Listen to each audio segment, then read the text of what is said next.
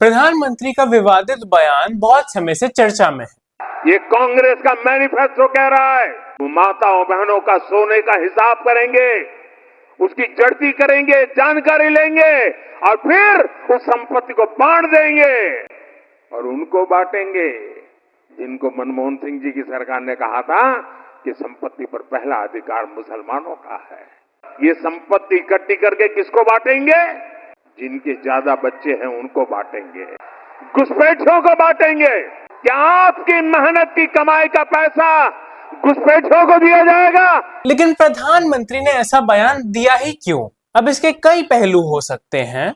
एक पहलू है कि क्या प्रधानमंत्री को ऐसा लग रहा है कि चुनाव उनके हाथ से जा रहा है? क्या विकास का मॉडल, विश्व गुरु का मॉडल, 2047 का मॉडल इतना मजबूत नहीं है कि वो उन्हें ये चुनाव जिता पाए?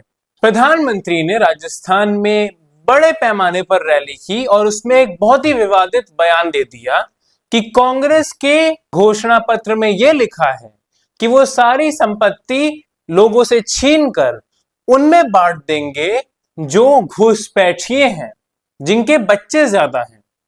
सिर्फ इतना ही नहीं, उन्होंने नाम से बोला कि वो मुसलमानों की बात कर रहे हैं। कांग्रेस के घोषणा पत्र में तो ऐसा कुछ नहीं लिखा है, लेकिन अचानक से ये मोदी जी को क्या हो गया? इससे पता चलता है कि प्रधानमंत्री चिंतित हैं। मुझे लगता है प्रधानमंत्री को चुनाव हारने की चिंता नहीं है, चुनाव जीतने की ज्यादा चिंता है। मैं ऐसा इसलिए कह रहा हूं क्योंकि प्रधानमंत्री मोदी ने लोकसभा में खड़े होकर एक गारंटी दी थी। बीजेपी को 370 सीट और एनडीए को 400 पार। प्रधानमंत्री ने जब ये दावा किया तो ये उनके आम बयानों से काफी अलग था, क्योंकि वो नॉर्मली आंकड़ों में नहीं घुसते हैं चुनाव से पहले। प्रधानमंत्री को समझ में आ रहा है कि किसी भी हाल में भारतीय जनता पार्टी शायद 370 अपने दम पर नहीं पहुंच पाए, और जहां तक 400 पार की बात है उसे तो भूल ही जाए। कई लोग ऐसा कहते हैं कि प्रधानमंत्री को कई बार वो दिख जाता है जो बाकी नेताओं को नहीं दिखता है, इसलिए प्रधानमंत्री अलग है। मैं भी इस बात से सहमत हूं। प्रधानमंत्री मोदी को विपक्ष से पहले ही दिख गया है कि इस बार शायद भारतीय जनता पार्टी अपने दम पर उनका दावा पूरा नहीं कर पाएगी, इसलिए उन्होंने ये भड़काऊ बयान देना वापस शुरू कर दिया है। अगर आपको याद हो तो आखिरी बार हमने ये बयान कर्नाटक विधानसभा चुनाव में सुने थे, जो इस पर्टिकुलर बयान का टोन्ड डाउन वर्जन था, थोड़ा नर्म बयान था। वहां पे प्रधानमंत्री ने खाली बजरंगबली के नारे लगवाए थे, उन्होंने मुसलमानों के खिलाफ उतना कुछ नहीं कहा था। यहाँ पे प्रधानमंत्री ने सीधे सीधे उन्होंने मुसलमानों को घुसपैठिया बुलाया है, उन्होंने बोला है कि उनके बच्चे ज्यादा हैं और ऐसे लोगों को कांग्रेस आपकी संपत्ति बांटने वाली है। ऐसे में स्वाभाविक सी बात है, जनता तो सवाल पूछती है कि मोदी जी ने गारंटी दी कि वो 370 खुद ले आएंगे और अब वो खुद सहम गए हैं। तो जब मोदी को ही मोदी की गारंटी पर विश्वास नहीं है तो जनता कहां तक विश्वास करेगी? पिछले काफी समय से प्रधानमंत्री मोदी और भारतीय जनता पार्टी ने एक ही लाइन पर प्रचार किया है कि भारत विश्व गुरु बन गया है। अंतर्राष्ट्रीय स्तर पर भारत और प्रधानमंत्री मोदी दोनों की ही छवि बहुत मजबूत है और भारत में बहुत विकास हुआ है, धुआंधार विकास हुआ है। जब G20 समिट हुई भारत में, उसका भी जोर शोर से प्रचार किया गया कि भारत अब अंतर्राष्ट्रीय स्तर पर एक बड़ा देश बन चुका है, उसे मान्यता मिल चुकी है पश्चिमी देशों द्वारा। बाकी नेताओं की तरह अजीबोगरीब बयान और ऊटपटांग बयान प्रधानमंत्री के मुंह से भी निकले हैं। ये कांग्रेस की कौन सी विधवा थी जिसके खाते में रुपया जाता था? भाइयों बहनों बता दीजिए, इस देश में कभी किसी ने 50 करोड़ की गर्लफ्रेंड देखी है? 50 करोड़ की गर्लफ्रेंड ये गरीब देश में? ये बात राजीव गांधी के रिकॉर्ड को तोड़ने की है, ये बात इतिहास लिखने की है। देखिए, आपको ये समझना पड़ेगा कि राजीव गांधी के बाद से कोई भी सरकार ऐसी नहीं आई जो बहुमत लेकर आ पाई हो, सब गठबंधन की सरकार थी। तो अगर 2014 और 2019 में 2 बार प्रधानमंत्री मोदी भारी बहुमत के साथ लोकसभा में सरकार बना लेते हैं तो जाहिर सी बात है उनके सर पे भी तो कुछ चीजें चढ़ेंगी ना। तो जब तीसरी बार की बात है तो वो अपनी तीसरी पारी में रिकॉर्ड तोड़ना चाहेंगे, ये भी जाहिर सी बात है। सबको पता है प्रधानमंत्री मोदी को अपनी छवि से कितना प्यार है, अपनी लोकप्रियता से कितना प्यार और उन्हें हर जगह अपना नाम और अपना चेहरा देखना कितना पसंद। ऐसे में प्रधानमंत्री मोदी ने कई पैतरे अपनाए, कभी विकास की बात, कभी लाभार्थी स्कीमों की बात, कभी धर्म की बात, कभी अंतरराष्ट्रीय स्तर पर अपनी इमेज बनाने की बात। रही बात कांग्रेस के घोषणा पत्र की, तो मैंने खुद भी वो घोषणा पत्र पढ़ा। उसमें कहीं ये नहीं लिखा था कि मुसलमानों में देश की सारी संपत्ति बांट दी जाएगी, जिनके ज्यादा बच्चे हैं उनमें देश की सारी संपत्ति बांट दी जाएगी। 2019 के चुनाव के संदर्भ में अगर हम 2024 का चुनाव देखें, 400 पार के आंकड़े की बात करें या फिर 370 प्लस के भारतीय जनता पार्टी के खुद के आंकड़े की बात करें, तो उसमें कितनी सच्चाई है और वो सच्चाई से कितना परे है, इस पे बात कर लेते हैं। अगर 2019 का डेटा देखें तो जिन राज्यों में भारतीय जनता पार्टी ने सबसे ज्यादा सीट हासिल की या फिर जिन राज्यों में Bharatiya Janata party first number पर थी नंबर ऑफ सीट्स के मामले में कि सबसे ज्यादा सीट्स उन राज्य में भारतीय जनता पार्टी ने जीती, तो ये कई राज्य थे जैसे कि उत्तर प्रदेश, बिहार, महाराष्ट्र, झारखंड, छत्तीसगढ़, मध्य प्रदेश, राजस्थान, हरियाणा। इन राज्यों में से कई ऐसे हैं जहां पे तो सारी की सारी सीटें भारतीय जनता पार्टी की ही खाते में चली गई। और मान लेते हैं कि 2024 के चुनाव में इन सभी राज्यों में भारतीय जनता पार्टी को सारी सीटें मिल जाती हैं, तब भी जो नंबर हमें मिलता है वो है 343 का नंबर। यानी कि इन सारे राज्यों में भारतीय जनता पार्टी का एक तरफा क्लीन स्वीप है, सारी लोकसभा सीटों पर भारतीय जनता पार्टी ही जीती है। उसके बाद भी भारतीय जनता पार्टी अपने दम पर 343 के बियॉन्ड नहीं जा सकती है।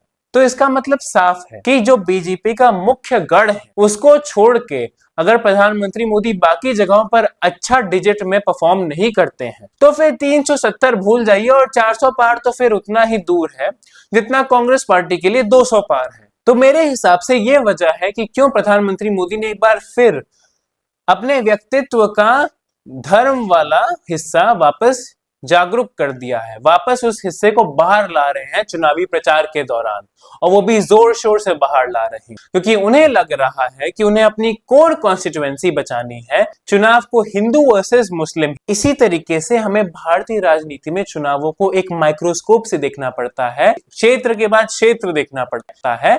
आप बिगर पिक्चर पे हमेशा फोकस नहीं कर सकते हैं। इस बार जब टिकट बटा है तो उसमें सभी पार्टियों को दिक्कत आई है, चाहे वो उत्तर प्रदेश ही क्यों ना हो, जहां पे कई पत्रकार कहते हैं कि उत्तर प्रदेश भाजपा का गढ़ बन रहा है। वहां पे भी भारतीय जनता पार्टी को टिकट बांटने में काफी दिक्कतें आ रही। तो जब इन सब चीजों को आप देखेंगे ध्यान से जमीनी स्तर पर कि टिकट कहां बट रहा है, क्या कैडर बचा है, क्या संगठन बचा है, किस किस को जोड़ रहे हैं आप, किस किस को एनडीए में ला रहे हैं 400 पार करने के लिए, उससे आपका वोटर खुद अगर नाराज हो रहा है तो क्यों नाराज हो रहा है और वो क्या आपके बजाय विपक्षी दलों को वोट देने वाला है। उसके अलावा जो राजपूत समाज की सभाएं हुई हैं उत्तर भारत में, जिन्होंने हर सभा में ये शपथ ली है कि इस बार भारतीय जनता पार्टी को वोट नहीं देंगे। अब इससे आप ये भी कह सकते हैं कि क्या मतलब वो इंडिया गठबंधन को वोट देंगे या फिर वो वोट देने ही नहीं जाएंगे।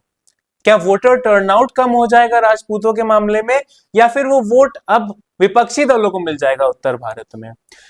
इस पे ज्यादा टिप्पणी तो नहीं करना चाहूंगा मैं, क्योंकि हमें मेन मुद्दे पर वापस आना है कि क्या 400 पार नहीं हो रहा है। कई लोगों का मानना था कि 400 पार हो ही गया है और राम मंदिर के साथ तो अब भारतीय जनता पार्टी पूरी तरीके से फ्रंट फुट पर है।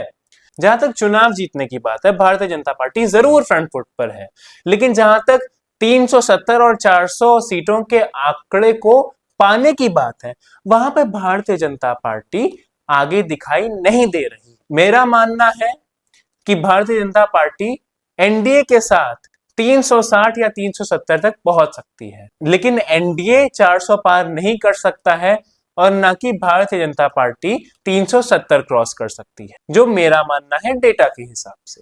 और इसी वजह से शायद प्रधानमंत्री मोदी भी चिंता में है, क्योंकि कोई भी इंसान जब बहुत तरीके अपना लेता है और वो सारे तरीके से उसे कोई फल नहीं दिखाई देता है, तो फिर इंसान उस चीज पे वापस जाने लगता है जो वो हमेशा से करता आया है कि हमने नया प्रयास किया, वो नहीं चला, विकसित भारत मॉडल जनता के सामने रख के प्रयास किया, सबको लाभार्थी में मुफ्त का अनाज दिया, अंतर्राष्ट्रीय स्तर पर इतनी बड़ी बड़ी मीटिंग्स की, शायद उससे जनता हमारी तरफ नहीं आ रही है, शायद उससे हमारी लहर नहीं बन रही है। तो जब इतने प्रयास कर लिए प्रधानमंत्री ने, तो अब उन्हें शायद चुनाव के समय लग रहा है कि चलो वही करते हैं जो हमेशा से करते आए हैं, शायद उससे हमारा वोट शेयर बढ़ जाए कई जगहों पर। तमिलनाडु में भी जमकर प्रचार हो रहा है। बहुत से प्रदेशों में जहां पे भारतीय जनता पार्टी की स्टैंडिंग अच्छी नहीं है, वहां पे जोर शोर से प्रधानमंत्री ने इस बार प्रचार किया है और बहुत अग्रेसिव कैंपेनिंग की है। लेकिन जब वो वापस हिंदू मुस्लिम पर आ गए हैं, और खासकर दक्षिण भारत के संदर्भ में, जहां पे भारतीय जनता पार्टी को एक नॉर्थ इंडियन पार्टी के रूप में देखा जाता है, जहां पे सनातन धर्म को लेकर बहुत सारी परिस्थितियां बनी हुई हैं, जिससे भारतीय जनता पार्टी बैकफुट पर है, वहां पर इतनी मेहनत करने के बाद, इतने इंटरव्यू और प्रचार करने के बाद भी शायद प्रधानमंत्री मोदी का आकलन ये है कि मुझे कोई रियल फायदा नहीं हो रहा है, तो मुझे शायद हिंदू वर्सेस मुस्लिम पर वापस जाना पड़ेगा, ताकि कुछ तो वोट बढ़े, कुछ तो ज्यादा सीटें आए, डर के चक्कर में ही, लेकिन सीट तो बढ़े। अब इससे कितना फायदा होगा चुनाव में, ये तो वक्त ही बताएगा। लेकिन इससे ये तो साबित होता है कि चुनाव प्रचार का एक पहलू अब सामने आ चुका है कि प्रधानमंत्री मोदी को भी डर लग रहा है चुनाव जीतने का नहीं, अपनी जबान रखने का, अपनी नाक न कटवाने का।